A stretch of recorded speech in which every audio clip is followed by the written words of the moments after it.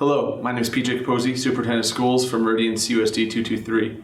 Want to give an update as to what is going to occur on the April 28th board meeting. This video may be posted after April 28th, but it was recorded before, so at this point it is still a preview. At 3 and 5 o'clock on the 28th, we'll be holding informational sessions on the facilities project, which will take place this summer. It'll be a major project which impacts every single building in the district. So we want to get as much information out as possible, not only to our faculty and staff, but also to our community. So we hopefully we'll do a good job promoting that and have good attendance at 3 and 5 on the 28th. Board meetings will start at 6:15. They'll start with the policy committee meeting. The policy committees really serves two functions. One is to constantly look at and reevaluate our current policies, and that involves me and board members reading over them to see if any of them become antiquated or our practice no longer matches. And then we discuss whether we want to amend our practice to get back to the policy, or we want to amend the policy to reflect what our current practice is. The second function is that the state passes lots of laws all the time that impact schools. And so every time that one of these legislative sessions ends, we get information from the state saying these are the recommended changes to the policy. That is largely all the policies that we're going to review this time are ones that are a result of state mandate and or other court cases that happened that further identified or clarified different policies. There's a few things that will change our practice. One that has been in the news is called Senate Bill 100, which is a discipline law. And it's really intended to impact higher incident districts in terms of suspension and expulsion. While we are certainly not that, we must fall under the guidelines of all of the requirements of Senate Bill 100. So that will impact a little bit what parents will see in terms of if they get a suspension letter home or some of those practices. Overall, it'll have a very little impact on our school. Outside of that, none of the policies should really drive to the student or parent level. After the 6:15 policy committee meeting, we'll have a 6:45 meeting talking about the administrative cost cap. This is a complicated issue to understand. The administrative cost cap is made up of several different line items in a school district budget. Anytime that the expenditures in those line items increase by 5% in a given year, you have to meet to discuss why that occurred, and the board has the option to waive the administrative cost cap as long as the district spends in the bottom quartile of all districts in the state in those line items. We do. So the board has the right to do that. What I want to show the public is that nobody, and when I say nobody, I mean literally nobody, received zero raises within the district office last year, which is generally where the administrative costs come from. What did occur is that our HR manager, Liz Jones, was coded previously as just a ESP. We moved her into district office, which is where she belongs in terms of coding. So adding her salary is what put us over that threshold to have this meeting, even though there was no new expenditure total for the district. So we want to be clear and transparent with that, but also want to be, hopefully everyone understands that there's not a new glut of money being spent on administrative costs. During the actual meeting, we don't have a ton of business to go through, but we do have some important things which we will act on, and also some things that we just want to highlight. We'll be honoring our Those Who Excel recipients. That's our internal awards throughout the course of the year. We work with and try to honor different people from different classifications. It's a Illinois School Board promoted program. So our Teacher of the Year, we're very excited to announce this year, is Heather Aldrich. Our new Teacher of the Year is Joe Mulliken. Our team that we're going to be honoring is the Student Advisory Committee from Stillman Valley High School. Our ESP, which is our support personnel that's going to be honored, is Deb Lawson. So we're very excited to honor those people. Additionally, outside of our staff, we'll be honoring Mickey White for her work in the community. So this is our small opportunity to honor and thank them. Additionally, we'll be recognizing Kenzie Flynn. We have tons of students that do wonderful things that we honor throughout the course of the year at board meetings. Kenzie has just had a tremendous high school experience, including a 36 under ACT, National Merit Finalist, and a multitude of other honors. So we want to take the time to honor her as well. During my report, we'll talk about some of the things going on in Springfield. There is some action taking place right now, so it's just going to be a matter of time to see when it comes and how it impacts us. A couple things that are definitely on the horizon is that the Department of Revenue said that they over allocated money for CPPRT. which is a very long story that I've explained on Facebook a little bit.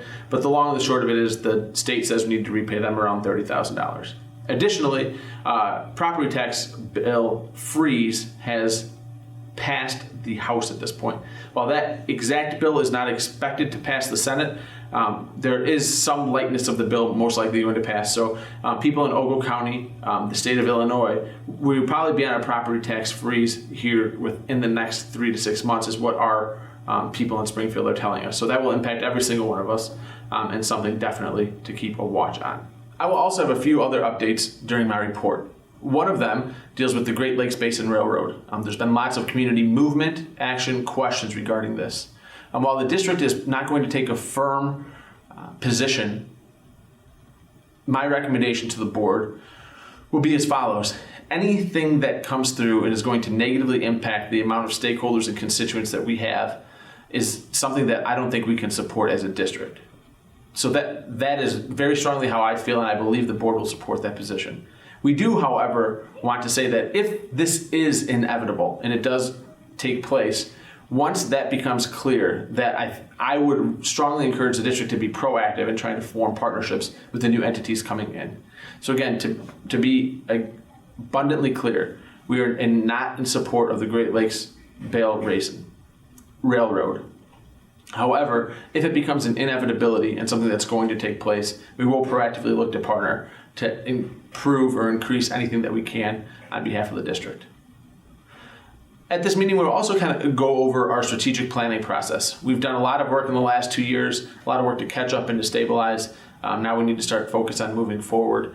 So we'll go through a strategic planning process that will outline that the board will review and see if they approve. If they approve, we will start taking the steps forward so that we can initiate that process next year. I'm very excited. We're going to look at many things that the community and the teachers will bring forward. 2 things in particular that we will be looking at regardless, however, are moving toward a more standards-based reporting system and technology integration in classrooms. 2 things that will help move us forward into the 21st century in some cases in technology integration and move us to current and to best practices. So I'm very excited about the developments that will occur there. Another thing which we'll examine during the time where I speak at the meeting is our annual update in terms of our expenditures versus revenue. We are on pace to where we projected ourselves to be, so there's not a ton to report on there. We have had a couple things occur in terms of facilities, in terms of with our boilers that may put us a little bit over. We believe that we had enough contingencies built in that we'll be okay overall in terms of our budget. However, at this meeting, there will be 2 administrative reports evaluated. The first will be the technology report, annual state of the state, what major expenditures we can expect in the future, and also a review of the satisfaction survey given to our faculty and staff. Additionally, we formed 2 committees this year to really kind of dive into areas that we thought were problems. One of those committees was the accelerated committee. We felt that we were underserving our elementary kids who were in the top quartile, and we wanted to figure out how we could better serve them. And so a committee of teachers and administrators have worked on this, and parents throughout the year, and there's a recommendation that we will move forward on in terms of placement for students in some of the elementary grades next year.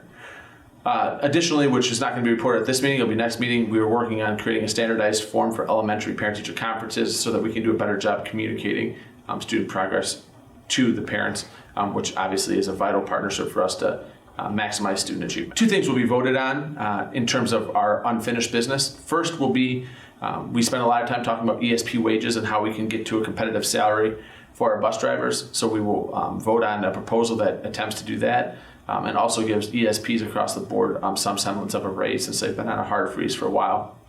Additionally, we'll vote on the policies which we reviewed in the policy committee meeting earlier in the night so that those will be enacted given the day after the board meeting. Other items which we'll discuss in new business includes 2 potential purchases. One is a Crisis Go app. This is a really, really slick app which will kind of transform the way that we do crisis management and emergency management. I'm very excited about. And the other one is to add an assessment that helps us benchmark our students against national norms and project annual growth so that we have a test where we can say our students meeting their growth targets as they are supposed to on a nationally normed test, which we will also compare that to our locally normed assessment, and then our state assessment through Park. So then we have a triangulation of data to truly tell our effectiveness. Very excited about bringing that forward into the district. Other than that, we just have typical business to conduct. We also will take time during the board comment sections to review the board code of conduct. We do this multiple times annually, and we just do it as a reminder. For those in the community, being a board member is an extremely difficult job, particularly being strongly invested, but also maintaining the board level, that umbrella view of what's going on in the district. So every once in a while, under the direction of Board President Mr. Smith, we review this just so everyone gets a reminder as to what should and should not be taking place. It's a very wise reminder, and every time that we have someone come in from a state agency, they're very impressed that we do so. As always, anyone with any questions or comments, please feel free to email or call me. Both my email and cell phone are readily available. Thank you, and make it a great day.